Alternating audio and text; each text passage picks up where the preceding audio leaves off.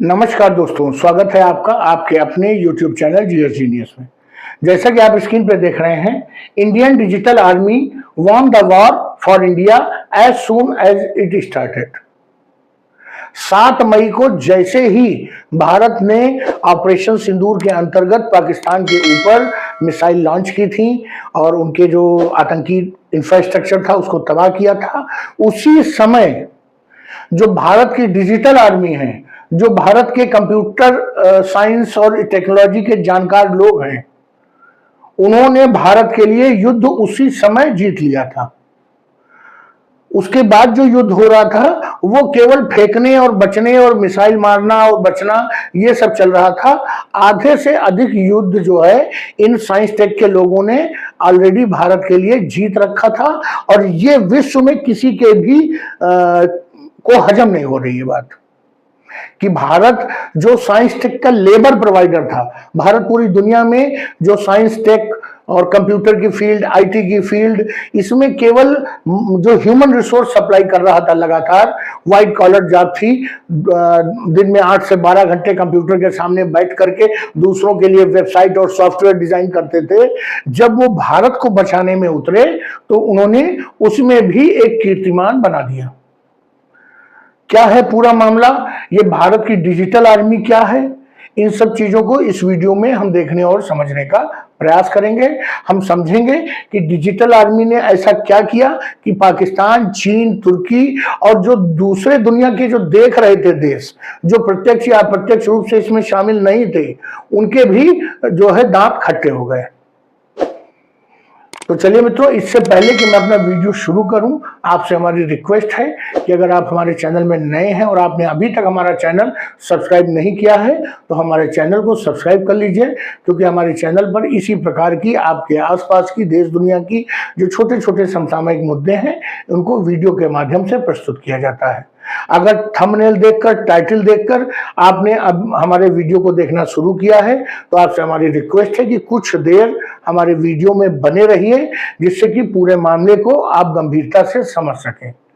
अगर आप रील देख रहे हैं और उसको स्क्रॉल करने जा रहे हैं तो आप ये समझ लीजिए कि अभी तक जो आपने 1-2 मिनट देखा वो भी समय आपका बर्बाद हो गया। तो चलिए मित्रों, देखते हैं। 7 मई 2025 को भारत ने पाकिस्तान के विरुद्ध ऑपरेशन सिंदूर लॉन्च किया और उसमें उसका लक्ष्य था कि जो स्कैल्प मिसाइल थी और हैमर बम थे, उसको जो है राफेल के माध्यम से अपनी सीमा में रहते हुए ही उन्होंने आतंकी ठिकानों पे दाग दिए और पिन पॉइंट एक्यूरेसी के साथ वो सारे ठिकाने नष्ट हो गए। इसी के साथ भारत ने एक और पैरेलल बैटल शुरू कर दिया। एक बैटल वो था जो मिसाइल, ड्रोन, हवाई जहाजों से लड़ा जा रहा था और दूसरा जो पैरेलल बैटल था उसके सिपाही थे डिजिटल सोल्जर्स, भारत के डिजिटल सिपाही। जो सरकार की साइबर क्राइम टीम्स है वो एक छोटी टीम है, क्योंकि आप जानते हैं कि भारत उस प्रकार का देश नहीं है जो दूसरे देशों के अलग अलग संस्थानों की वेबसाइट को हैक करके पैसा बनाता हो या इस तरह की गतिविधियों में लिप्त हो। उनकी अपनी एक छोटी सी टीम है जो साइबर अपराधों से निपटने में काम करती है। लेकिन इसके बाद एक बहुत बड़ी संख्या वॉलंटियर्स की भी है, जिनको हैकिंग में, पासवर्ड्स को तोड़ने में, कोड्स को तोड़ने में महारत हासिल है। और जब भारत को उन लोगों की जरूरत होती है तो वो वॉलंटियर्स आगे आकर के देश की सेवा करते हैं। तो जैसे भारत ने लोगों को आह्वान किया, वैसे उनकी जो साइबर क्राइम टीम थी वो अपने साइज की 3 गुनी हो गई। मतलब 2 गुने लोग जो है तुरंत भारत की सेवा के लिए आ गए।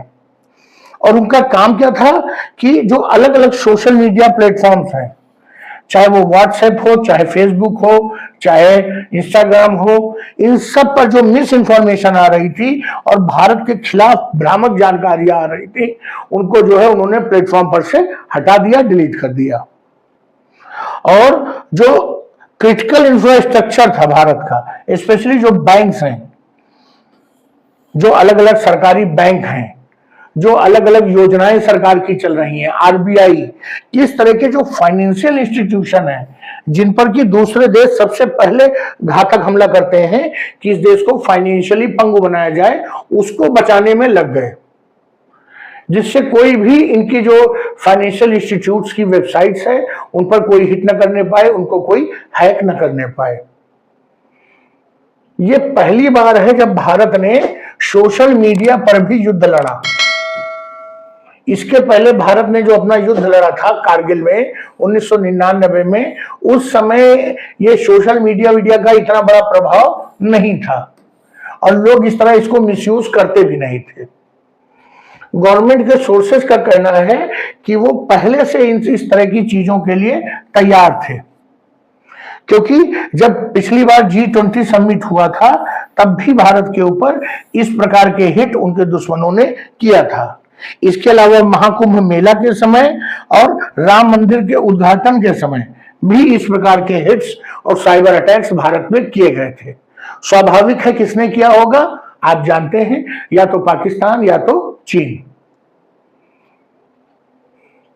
जो भारत सरकार ने ये डिजिटल काउंटर्स मेजर लिए, इसके अंतर्गत उन्होंने 8000 सोशल मीडिया प्लेटफॉर्म जो अकाउंट्स को बंद करवा दिया और जो इसमें से 90% जो है वो पाकिस्तान से ऑपरेट हो रहे थे। 8000 बंद कराए, लेकिन उसके बाद मैं आपको बता दूं पाकिस्तान से फिर से दोबारा यूट्यूब पे ऐसे वीडियोस की बाढ़ आ गई है जो नए नए बने हुए हैं और धड़ल्ले से भारत विरोधी नैरेटिव्स को सेट कर रहे हैं। वो बता रहे हैं कि राफेल क्यों गिरा था, राफेल को क्यों गिरना चाहिए था, भारत कैसे युद्ध हार गया था, और सबसे बड़ी बात वो जिस लैंग्वेज का और जिस एक्सेंट का प्रयोग कर रहे हैं, ऐसा लग रहा है जैसे कोई यूरोपियन बैठ के बता रहा हो कि भारत हार गया है। मतलब भारत पाकिस्तान को नहीं, वो बता रहे हैं कि थर्ड पार्टी बता रही है कि भारत हार गया है। इस प्रकार के नैरेटिव्स को सेट कर रहे हैं। बहुत से सोशल मीडिया प्लेटफॉर्म तो मान गए थे, लेकिन जो एक्स है